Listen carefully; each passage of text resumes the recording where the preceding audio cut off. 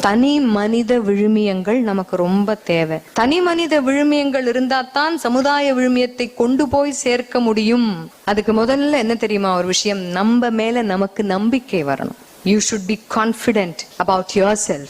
உங்களுடைய வெளி தோற்றமோ, உங்களுடைய நீளமோ, உங்களுடைய அகலமோ, உங்களுடைய உயரமோ, உங்களுடைய தோலின் நிறமோ, உங்களுடைய தலைமுடியுடைய நீளமோ நிறமோ எதுவுமே உங்கள் தன்னம்பிக்கையை தகர்ப்பதாக இருக்கவே கூடாது. யாரோ ஒரு பொண்ணை பார்த்து சொன்னாங்களே, என்ன ஷேப்பாவே இல்ல, ரவுண்டா ஆயிட்ட அப்படின்னாங்களா. Round is also a shape.